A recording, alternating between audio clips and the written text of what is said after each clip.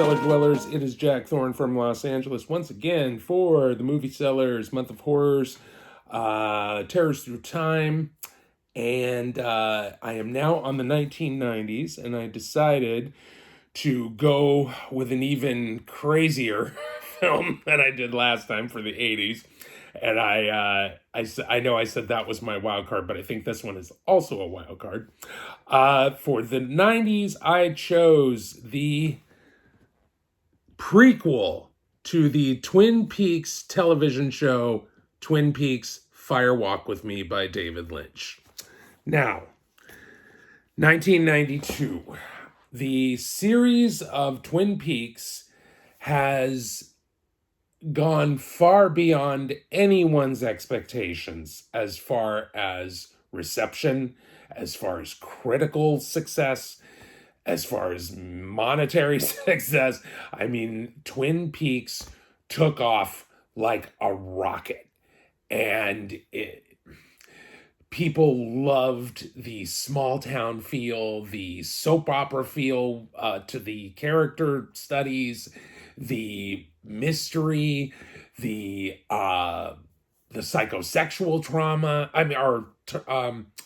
The psychosexual tension, and just the weirdness of it, the bizarre quality to it. But at its heart was this very warm feeling of, good coffee and a good slice of cherry pie and hanging out in the diner with Dale Cooper and Sheriff Harry S. Truman trying to figure out the murder of Laura Palmer. And that was what the show was viewed as.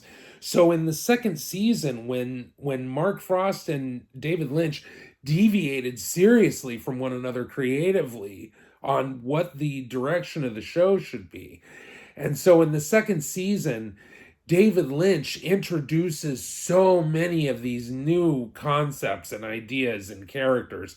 And honestly, it just becomes too convoluted for people. Not to mention the fact that ABC demanded from David Lynch that he reveal Laura's killer before the end of the show. And David Lynch was absolutely against this idea from the beginning, but he went ahead and went with it because he was pressured to do it, and the TV station wanted him to do it. The producers wanted him to do it, so he said, okay, fine.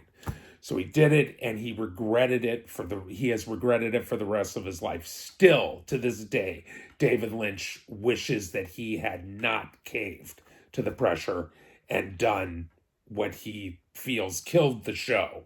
And arguably it did. Once Laura Palmer's killer was revealed on the show, that was it. People lost interest. It was still an amazing show. It still had so much more to talk about. It wasn't just about Laura Palmer, but so many people had latched on to that identity of the show. And once she was gone, it was kind of over for them. So when David Lynch wanted to do Fire Walk with Me as a prequel, being the last week that Laura is alive, he decided to do it purely from a neo-noir mystery and horror angle and psychological horror angle, and he incorporated very little, if any, of the original warmth of between the characters of the show. And he actually made a 4-hour movie to start with, and he had a lot of footage, and he had to really smash it down. And so he wound up losing a majority of the footage with all of the other Twin Peaks characters. So many of these characters that were beloved on the show, you never see them in Fire Walk with Me. So there was a lot of disappointment, a lot of expectation, and it was not received well. It died critically. It didn't do very much at the box office, and it was considered an overall disappointment. And that David Lynch had seriously let down his fans and also put his future directorial career in possible jeopardy. So this was a big deal. Um, so, but David was not done with Twin Peaks yet. And the cool thing about the 4 hours that originally Twin Peaks was is included in the missing pieces if you get the Twin Peaks, the entire mystery. It's all in there. And then, of course, while you're at it, you might also want to pick up season 3, which was on Showtime. So it was enough that he and Mark Frost came back after 17 years. And wait, 17? Wait, 27. Sorry. Came back after that much time because they still had more to say about Twin Peaks. But again, it was strange. It was weird. It was not what people were expecting. Much further into the David Lynch surreal zone. And a lot of people didn't get it, but surprisingly, a lot of people did. And it actually did well and was very well respected. So let's get into it. And I apologize because if you are not familiar with the show of Twin Peaks, a lot of this information is going to be new to you. So hang in there the best you can. If you feel like the plot is talking about a lot of stuff that you're not familiar with, it's okay. I'll try my best to kind of quickly color it in. So 2 years before Twin Peaks, in 1988, it's actually 1 year before the events of the show start happening. In a small town called Deer Meadow, Washington, there is a teenage drifter named Teresa Banks, whose body is floating in the river, wrapped up in plastic. Chief Gordon Cole, who is actually played by David Lynch, brilliantly, and I love him. He takes over the investigation, and he sends agents Chester Desmond, also known as Chet, and Sam Stanley to investigate. Chet Desmond is played by Chris Isaak, and Sam Stanley is played by Kiefer Sutherland. So a lot of new actors were crammed into this movie that weren't in the original show. While they're investigating and checking out the body, they notice that there's a ring missing from her finger and that there was a letter inserted underneath her fingernail, which is the letter T. Now, if you remember with Laura, it was, I think, the letter S. So it was, T was the one, so this was the one right before.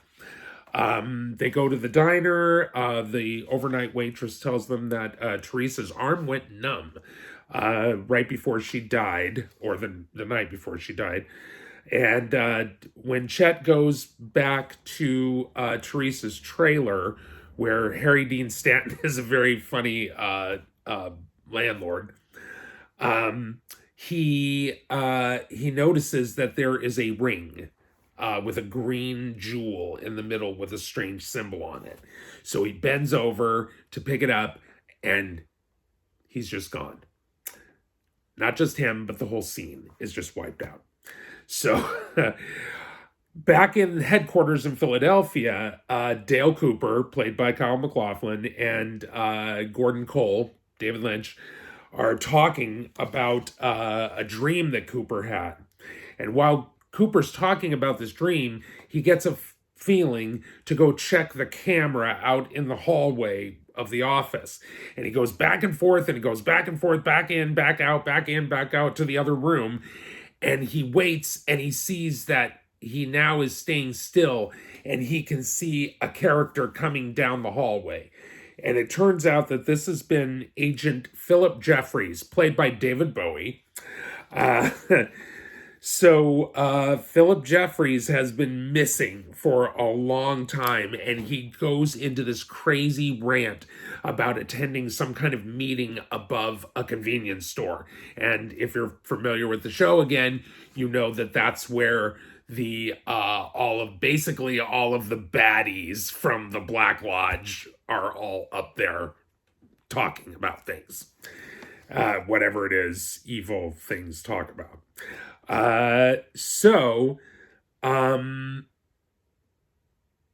And then Philip Jeffries, right in the middle of his rant, just disappears right there, right before their eyes. And so they're all freaking out. And then it goes to, and then a guy named Albert Rosenfeld, Albert Rosenfield, who is played by Miguel Ferrer. He says that there is no proof that Jeffries was actually there on film, and it's gone.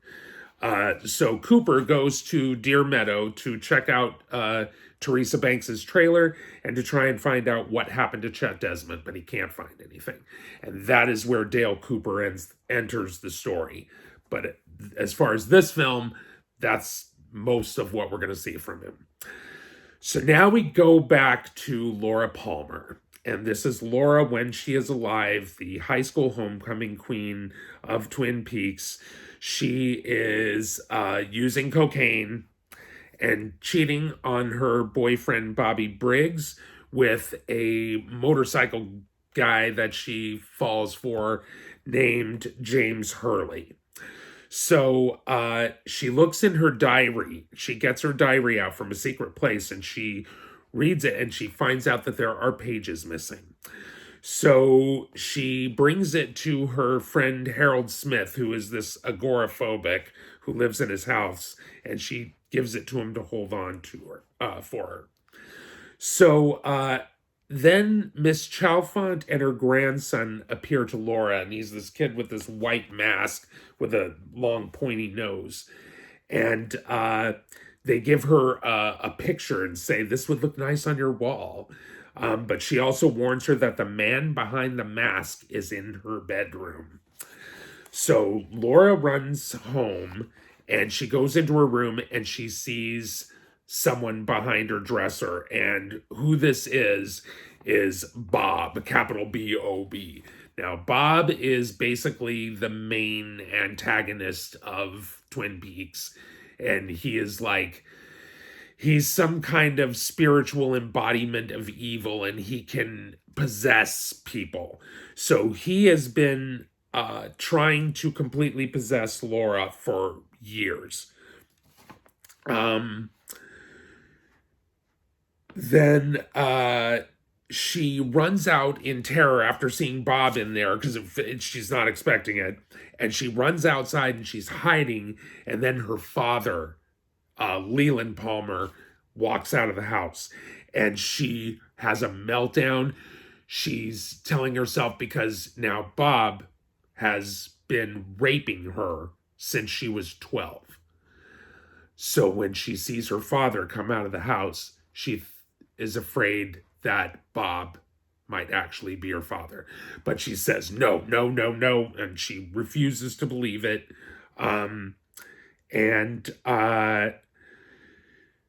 So later that night, when they're all having dinner, Leland accuses Laura about having boyfriends, having romances, tells her that her hands are filthy and that she needs to wash them, and screaming at her.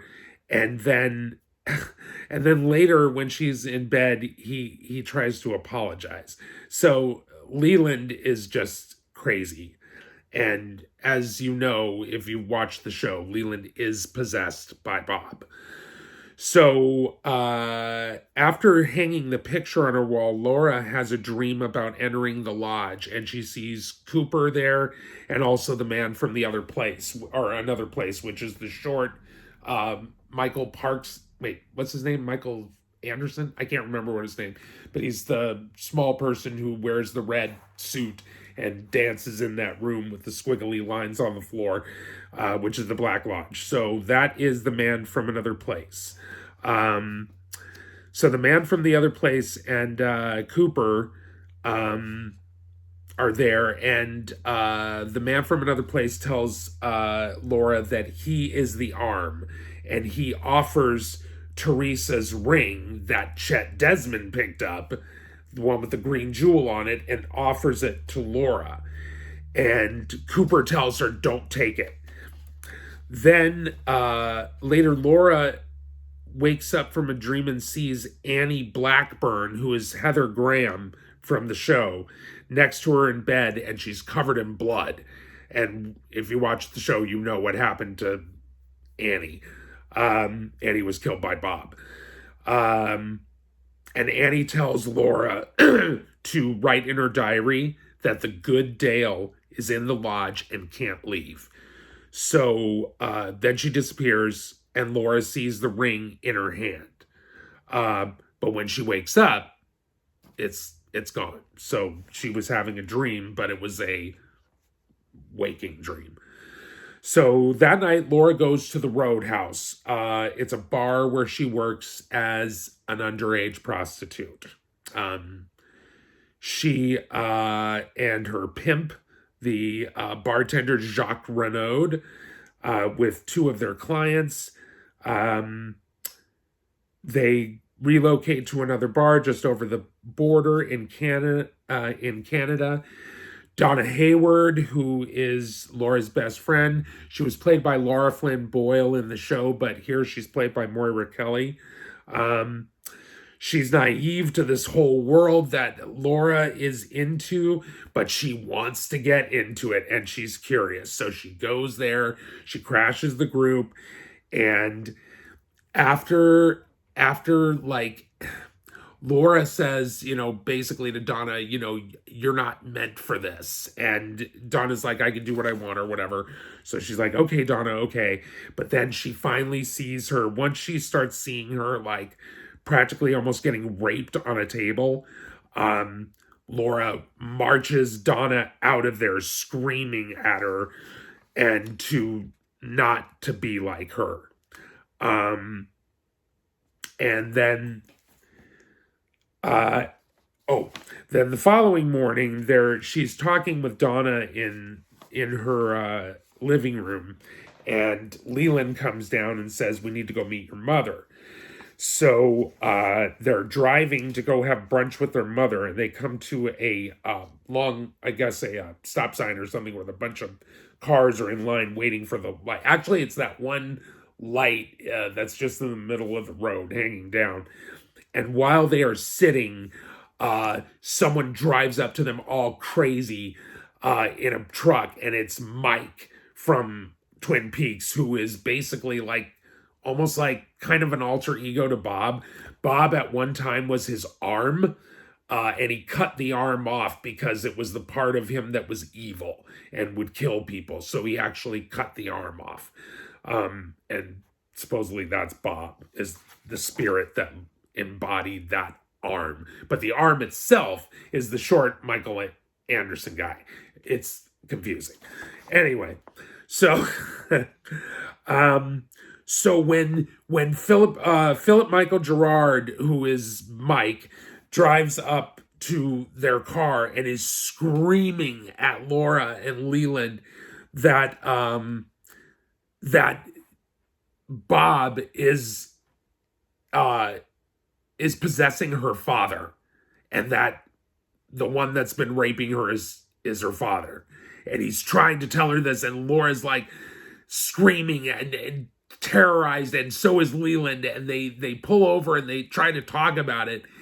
And Laura's like, what was that? Who was that guy? And Leland, doesn't answer anything, of course. And so, but you can tell that he's fucked up by it. So, what happens next is, and also, before Mike drives away, he shows Teresa's ring to Laura, the one with the green jewel on it. And he tells Leland that he knows he stole the creamed corn. And so you find out that what the cream corn is. You find out that what the cream corn is actually garmonbozia, which is what is referred to as pain and suffering. Sorry about the video. It's known as pain and suffering, which is what these evil spirits feed off of. So when Michael Anderson sees Bob, he tells Bob he wants all his garmonbozia, which is what Bob reaps when he kills people. For some reason, cream corn is what's used to symbolize it. I don't know why. But also Leland remembers when he had an affair with Teresa Banks. He had asked Teresa to set up a foursome with her friends. But then he saw that one of them was Laura, and he wasn't expecting that. So he leaves, and Teresa sees him before he takes off, and she figures out that he's Laura's dad. And so she decides to blackmail him, and that's when Leland murders her as Bob. And from there, that night, Laura and Bobby, her crazy boyfriend, the football captain, are waiting for Jacques' drug contact because they're going to do a drug deal. And who shows up is actually the deputy for the Sheriff Cable, who was in an earlier scene, Deputy Cliff. And he's got a bag of white powder, and but he starts trying to pull out a gun. And Bobby also has a gun, and he pulls out his gun and luckily shoots Cliff first. And then they're freaking out, trying to figure out what to do with the body. Laura is blasted on cocaine, laughing her ass off at Bobby, and just not being any help. But that night, when she goes home, Bob comes through her window and rapes her again. But this time she asks, "Who are you?" And she keeps asking until Bob's face turns into her father's face. And so it's Leland. The next morning, Leland tries to talk to her like nothing has happened. Laura is completely shaken. She tries to go to school to get through it. She tries to get more coke from Bobby. She's still erratic and totally disturbed from the night before. That night, she gets together with James, the guy on the motorcycle, who she actually is in love with. And she argues with him. He's like, "I don't understand. Why can't we just leave together and get away from all this?" And she's like, "You don't understand. I can't do that." And it's actually a very powerful moment. And she screams at the end that she really does love James, but she has to leave. So she takes off and goes into the woods, and she actually goes to a cabin where Jacques, her pimp, Leo Johnson, who was like the abusing husband from the first, he was Maginamic's abusive husband from the show, and then an underage prostitute also named Ronette Pulaski are there waiting. They all take cocaine, they have sex, and during it, Jacques Renault ties Laura up and starts raping her, and she is screaming at him not to tie her up. Just then, her father Leland shows up, and Leland proceeds to beat Jacques unconscious, and Leo runs off and leaves and just takes off in terror. Leland forces Laura and Ronette to get into an abandoned train car on the train tracks. Laura asks if he's going to kill him. He says, Bob then comes out and says that he wants to be her.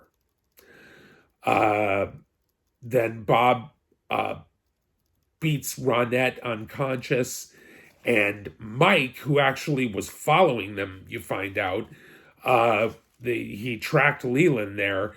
He tries to help, and he gets Ronette out of the train car, but he doesn't have time to get Laura out.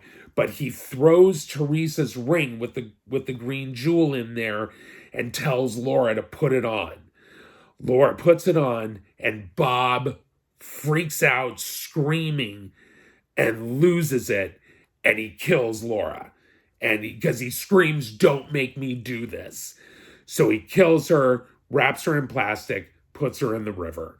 And then Leland actually walks into the forest and finds the Red Room in the Black Lodge. And he finds Mike there. He finds the Man from Another Place, and they accept him in.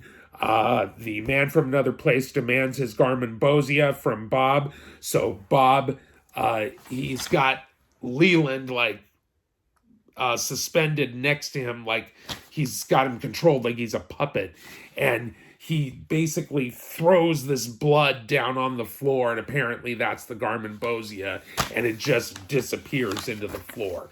So the Man from Another Place has received his payment, and that's it as far as Bob. Then the next scene is Leland then is totally unaware of what's going on. And in the final scene, Laura actually comes into the Black Lodge, and meets Cooper there. And Cooper is comforting her, and she looks and she sees. Now, what I did forget to say is when Laura had looked at a picture before, there was a picture of a little girl and an angel, and in the picture, the angel disappeared, and she gets really, really scared. And so now, after Ronette Pulaski, when she gets killed, or right before she gets killed, before Mike comes along and rescues her, she has an angel that's like there ready to like receive her. And Laura, when she had that vision, and when she saw that the angel disappear out of that picture, she was afraid that she had lost her angel and that she would be all alone when she died. But Cooper is there with her in the room, and her angel reappears to her, and she smiles, and that's the last scene in the film. So sorry for the extra long explanation, but it's a very convoluted story and a very strange film. But what I love about this film is the deep, deep terror that you experience, and the grief horror. I mean, grief horror wasn't even really a thing yet. And David Lynch was proposing this as a genre, and it was too early. People didn't get it. And so it wasn't until much later that everyone reevaluated this film and understood how masterful it really is. It's incredibly shot as far as Lynch's directorial prowess. The music by Angelo Badalamenti is always amazing. Julie Cruz is always awesome. And these are the holdovers from the show that really helped set the tone for it. And so it's completely tonally different from the show, but yet it works so well, because you really you can't help but feel empathy from Laura, who is just being blown by the winds of fate, and she has no control over what's happening to her, and it's so sad. And it's grief horror at a time when people didn't really know what to do with grief horror. They were used to stalker slashers. And so anyway, weird, bizarre story, not for David Lynch, but it's a weird, bizarre story for most people. So I am going to give this a 9. It loses a point for unless you're a big fan of Twin Peaks, it's difficult to really understand the plot that's going on unless you have all the background. But it still works as just an unsettling piece of grief horror cinema. And when I watched this film, I had no knowledge of Twin Peaks at all. So I watched this before I watched the show, and I didn't understand this film at all when I was a kid. I understand it much more now, but I didn't understand it as a kid, but I was still completely captivated by it. So I recommend it strongly. If you haven't seen it, it's an incredible film, and if you are a fan of Twin Peaks, it's a fascinating prequel. The acting is incredible. Cheryl Lee shows us what she can do finally, and what a performance it is. Cheryl Lee gives life to Laura Palmer like we have never seen her, and she is a completely different Laura Palmer than we thought. And it's just played masterfully by Cheryl Lee. The other characters are all great. Everyone does a wonderful job. So I'm going to give it, I'll say a 9. Yeah. Mostly because of the convoluted structure of the plot and the difficulty in following it. Other than that, it's incredible. So, Twin Peaks, Fire Walk with Me, half-hour video. Hope you enjoyed it. Love all of you.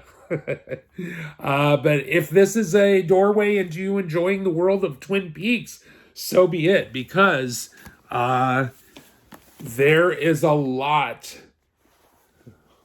You see how thick they are. There's a lot to go over. So anyway, have a great rest of the month. This is Jack Thorne from Los Angeles, signing out for the Movie Cellar. Is it scary? I think it's horribly terrifying and deeply unsettling. Is it scary in the traditional sense? Maybe. I don't know. Psychological horror, I think it is. But it's definitely strange. Is it a good Halloween movie? There's compelling visuals in it. So as a background movie, I guess it would work, but probably not really as a Halloween movie. But anyway, that's it. Take care, you guys, and I will see you on the next video. Bye-bye.